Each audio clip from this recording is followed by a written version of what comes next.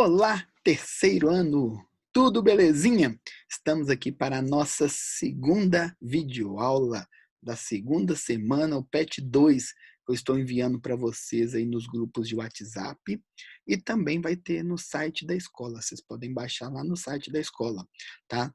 Vai ter o vídeo no YouTube, né, com o link e também manda o vídeo no grupo. Beleza, gente? Então vamos lá. Na aula passada, no primeiro vídeo, a gente falou do impressionismo. Tá? Né? Então são os pintores naturalistas que pintam o que vê. Até dei um toque do link, né, do filme, quem assistiu, para ter uma ideia do que foi o movimento. É muito legal o documentário do Monet, que, né, Monet falando. Então, bem legal isso aí, tá? Então, gente, então vamos lá. Então, agora, pós-impressionismo. O que vai acontecer logo após o impressionismo? Então, tem alguns pintores que basearam no movimento impressionismo, mas ele difere muito já do impressionismo. Ele já deixa de ser mais naturalista. Nós vamos entender, então, o que é o pós-impressionismo. Então, vamos lá? Na aula passada não teve atividade, né, gente? Eu só pedi para fazer só escrever no caderno quais as características do impressionismo, mas eu falei que não precisava me enviar. Essa semana agora vai ter atividade. Aqui no final da aula eu vou falar uma atividade que vocês vão enviar para o meu e-mail. Então, combinado? No PET também está registrado. Esse aqui que está na imagem para vocês é o PET. Tá? É o PET que vocês vão baixar aí. Combinado? Então, vamos lá. Então, o que é pós-impressionismo? É a expressão utilizada para definir um período artístico europeu iniciado no final do século XIX e, como seu próprio nome indica, designante da época seguinte ao auge do impressionismo, que foi por volta, né, um pouco antes da metade do século XIX. Na realidade, essa corrente organiza-se de maneira espontânea, inspirando-se ao mesmo tempo confrontando-os com o chamado impressionismo. Então, ele já começa a confrontar, igual eu falei com vocês, ele já vai deixar um pouco naturalista, de perceber o que, no caso, que era o efeito do sol na natureza, né? Eles tinham essa necessidade de resgatar o efeito que o sol trazia nos objetos na natureza. Então já vai mudar um pouquinho disso aí. Os pós-impressionistas valorizavam a expressão do lado subjetivo, humano, emocional e sentimental. Então, está vendo? Eles já não estão pegando o natural, já estão trazendo aquela carga emotiva na obra, sentimental, subjetiva, né? Dessa forma, o novo espírito que surgia se distanciava do impressionismo, na medida em que não buscava somente elementos técnicos, estudo da luz natural nos objetos, reprodução da realidade, como fizeram os impressionistas, os antecessores, os impressionistas. Tá? Então, quais as características, as principais características do pós-impressionismo? A corrente pós-impressionismo não foi homogênea. E da mesma forma, a arte produzida nesse período tem diversas características. Então, a gente tem vários movimentos, vários artistas com várias linguagens diferentes. Tá? Então, a gente vai estudar essas linguagens, né, dos movimentos que aconteceram aí após o impressionismo. O impressionismo foi né, o início mesmo da modernização da arte moderna, o início que a arte começou a modernizar, sair do padrão clássico, como já tinha falado com vocês na aula passada. Então, olha lá, subjetividade, liberdade cromática, né? Agora vai ter já mais mistura de cores, né? Valorização da luz e textura, continua, você vê por que é pós-impressionismo, né? Continua valorizando a luz. Técnica pontilhista, nós vamos falar do pontilhismo, que isso aí é pós-impressionismo. Valorização de temas do cotidiano, né?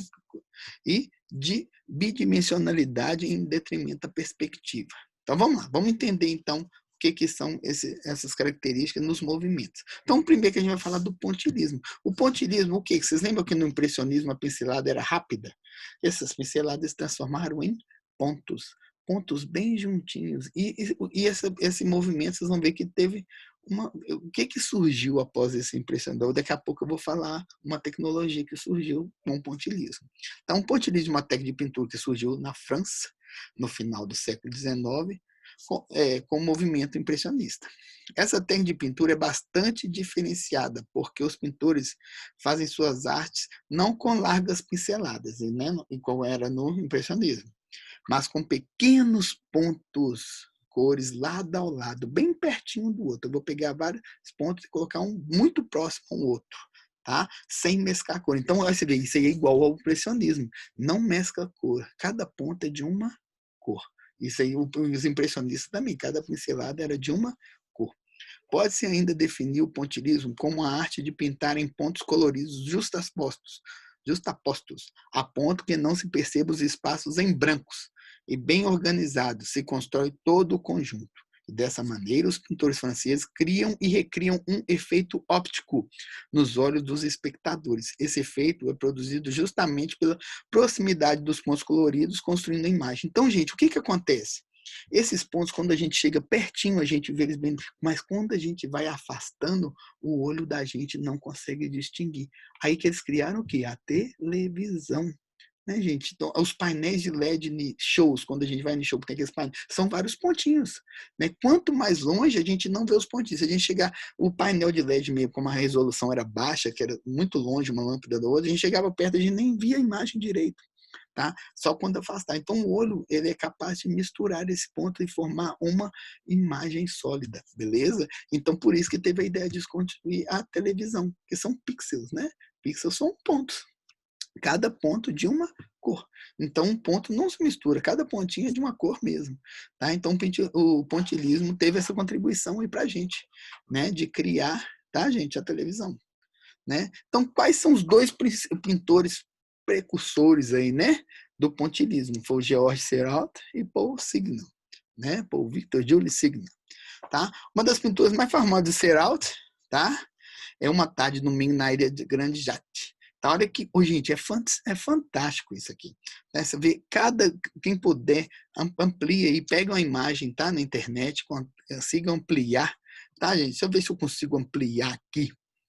É que eu não vou conseguir ampliar, não, que o programa não vai ampliar para vocês, tá? Nesse que eu tô aqui, não. Mas peguem, tá, gente? Ampliem essa imagem, vocês vão ver cada pontinho, Olha assim, imagina o trabalho que não dá fazer uma obra dessa, tá, gente? Então, a obra pontilha foi produzida entre os anos de 1884 e 86. Apresenta a beleza das árvores e a harmonia da convivência social das pessoas à margem do rio. Tá, gente? Então, olha o efeito do sol. Então, tem muita coisa. Por isso que é pós-impressionista. Tem muita coisa ainda que vem do impressionismo. Só que eles já tiveram outras vertentes que a gente vai ver aqui. Tá? Outra imagem aí, né, da Torre Eiffel, de Seurat também, em 1089. Então, aí os pontos. Você vê que esses pontos aqui já não são tão pequenos igual esse, tem variações. Né? O outro pintor, Paul Signan, né? Então, aqui, ó, é um artista com pensamento à frente do seu tempo. Então, a obra dele já está tornando moderna. Né, gente? Vocês vão ver quando a gente falar das vanguardas europeias, nossa próxima matéria aí, depois do pós-impressionismo, tem a pós-impressionismo essa aula e na próxima também.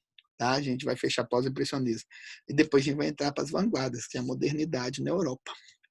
Tá? Então, vocês vão que já tem muito traço moderno, né? Então já está mudando, já está, né? Quem observa a obra clássica e perfeito, né? O classicismo, mas você vê, a gente olha essa arte colorida já totalmente moderna. Né? Então, ele alinhava o pensamento anarquista e participou de espaços artísticos importantes, como a Escola de Arte Decorativa e o Grupo dos 20. O hobby dele era o quê? Barcos. Então, vocês vão ver que muitas obras do Paul Signan são barcos. Ele tinha 30 barcos e sua paixão pela viagem de barcos inspirou a conhecer e usar tons de cores novas.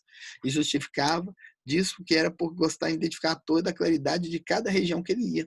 Então, as cores representavam de acordo com as regiões. Ele gostava muito de viajar. Tá, gente? Então, você vê que é muito colorido, né, os pontos, tá? Então, isso aí já é uma modernidade. A gente vê árvore dessa cor? Não.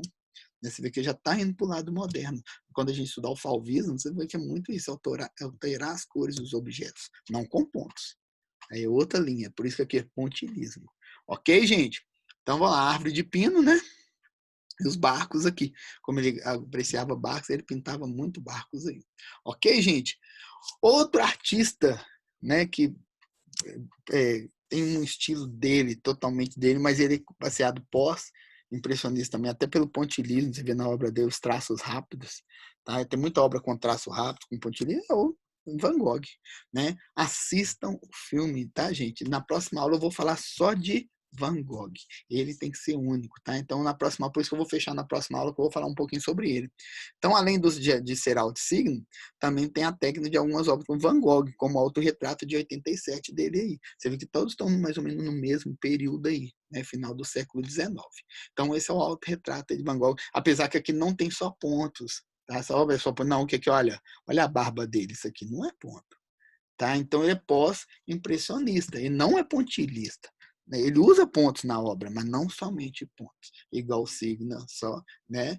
Tá? E Seralto, eles são pontilhistas. Aqui não, Van Gogh não, ele não é só pontilhista, ele usa pontos, ok? Então por isso que eu já vou falar separado, ele não está no pontilismo, tá? Então, gente, na aula passada eu não passei atividades para vocês, nessa aqui tem atividade para a gente fazer, tá? Atenção! Então, vamos lembrar o que é necessário. As atividades serão feitas no caderno, tá, gente? Eu quero no caderno, eu não quero em Word, tá? Eu não quero escrever no e-mail, não. Eu quero no caderno. Eu quero ter o caderno de arte com a matéria lá para a gente entender. Quando eu voltar, eu quero olhar o caderno de vocês com essa matéria também. Entendeu? Combinado, gente? Então, aqui, ó.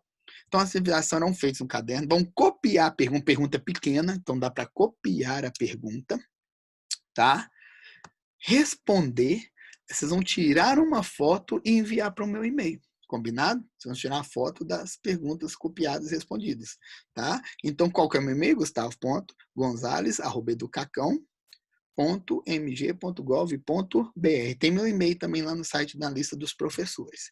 Entregar até o dia 8, que é referente à segunda semana. Essa aula não é da segunda semana, tá, gente? Então, vamos entregar. Não esqueça de adicionar o nome completo à turma. Aqui, ó. Primeira pergunta. Eu sempre pedi para vocês anotarem no caderno quais as principais atividades do impressionismo. Aqui, ó. Cite 3 características do movimento impressionista. Quem já fez, a outra já está feita. A primeira é a que vocês fizeram. Está lá, número 1 é 1. Você já está pronta essa aqui que eu já pedi. Não. Quem não fez ainda, faz agora para me mostrar. Combinado? Então, quem já fez as principais características, tem problema ser mais de 3, não. Quem fez só 2, coloca mais uma. Combinado? Então, a primeira pergunta é essa aí. Segundo, explique o principal objetivo dos impressionistas. O que eles queriam retratar nas suas obras? Qual que é o objetivo deles? A gente já falou bastante disso aí. Na próxima aula eu vou corrigir com vocês também, ok? Ou então eu estou pensando em fazer uma videoconferência com vocês, tá? De acordo com as respostas, eu vou ver a necessidade da videoconferência ou não. Se eu ver que tem muita gente errando, eu vou fazer a videoconferência para corrigir a atividade, não para fazer aula, para correção somente.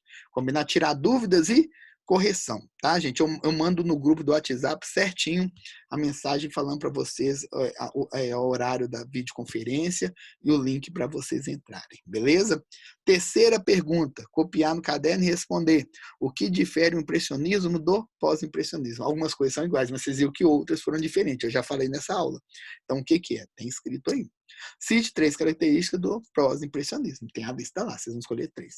Ok, turma, terceiro ano. Então, estamos lá, a gente já está estudando impressionismo e pós-impressionismo. Obrigado, tá, gente? E vamos fazer a atividade VIA, porque ela é importante para marcar o quê? A presença de vocês, que vocês estão fazendo as aulas, que estão assistindo às aulas. Essa é uma conversação. Enviou no e-mail, está registrado e vai ficar salvo lá. Por isso que eu estou pedindo no e-mail. Tá, gente? Obrigado, tá, gente? Grande abraço a todos, tá? E até a próxima aula. Tchauzinho, gente!